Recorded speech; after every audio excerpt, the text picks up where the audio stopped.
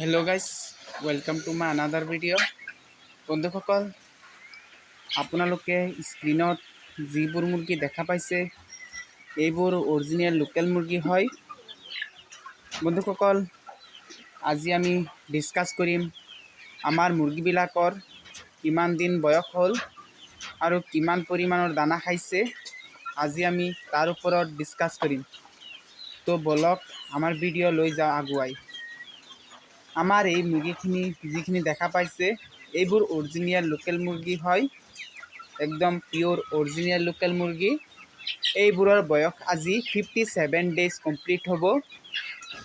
57 days, 3 দিন কম 2 মাহ, আৰু 3 দিন অতিক্ৰম কৰিলে 2 মাহ হৈ যাব। আপোনালোকে যদি লোকেল মুৰ্গী পুহি আছে তেনেহ'লে এই 57 ডেইজ য'ত মুৰ্গীবিলাকৰ গ্ৰ'থটো ঠিকেই আছেনে নাই সেইটো কমেণ্টত প্লিজ কমেণ্ট কৰি জনাই দিব। আমি ইহঁতক প্ৰি ষ্টাৰ্টাৰ দিছিলোঁ উন্নত, আৰু ষ্টাৰ্টাৰ দি আছোঁ গ্ৰ' ফাষ্ট।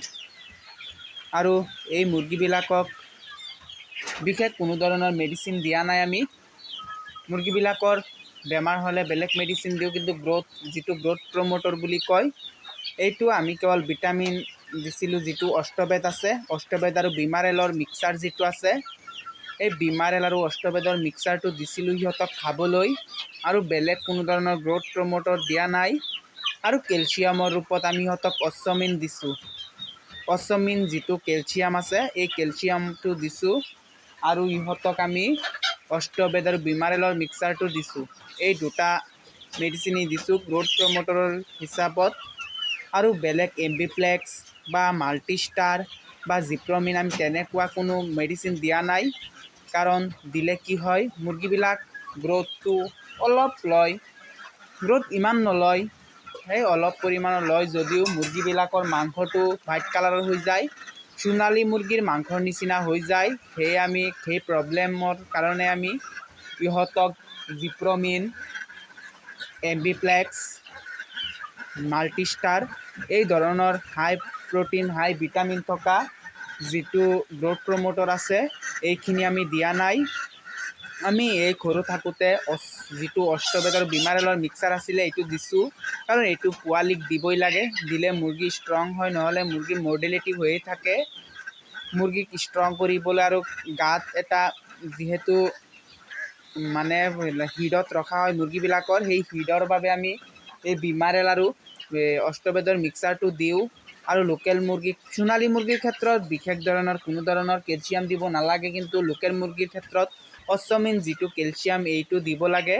কাৰণ নহ'লে খুটিয়া খুটি দেখা পোৱা যায়। চাব, এটাৰ পিঠি খাই কেনে তেজ ওলাই দিছে আৰু এটা তেজ খাই আছে, জম্বিৰ নিচিনা হৈ যায়। সেই খুটা খুটি প্ৰব্লেম দূৰ কৰিবলৈ অশ্বমিন ব্যৱহাৰ কৰিব লাগে।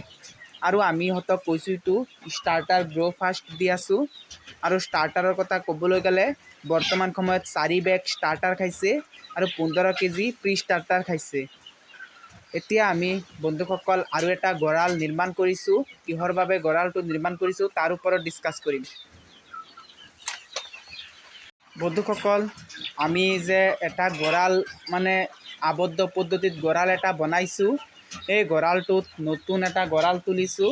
এই গঁৰালটোত কিমান টকা কষ্টিং আহিছে আৰু আমি এই গঁৰালত কি পুহিম তাৰ ওপৰত নেক্সট ভিডিঅ'ত ডিছকাছ কৰিম। তো যদি ভিডিঅ'টো ভাল লাগি থাকে তেনেহ'লে ভিডিঅ'খনত এটা লাইক কৰি দিব। আৰু যদি কিবা কুৱেশ্যন থাকে লোকেল মুৰ্গীৰ বিষয়ে, মীন পালন, হাঁহ পালন আদিৰ ওপৰত, যদি কোনো ধৰণৰ মুৰ্গী পালন আদিৰ ওপৰত যদি কোনো কিবা কুৱেশ্যন থাকে আপোনালোকে কমেণ্টত কমেণ্ট কৰি দিব, আমি আনচাৰ কৰি দিম। বন্ধুসকল, যদি আপোনালোকে নতুন আহিছে আমাৰ চেনেলখনত, প্লিজ আমাৰ চেনেলখন ছাবস্ক্ৰাইব কৰি নিজৰ কৰি ল'ব। ধন্যবাদ।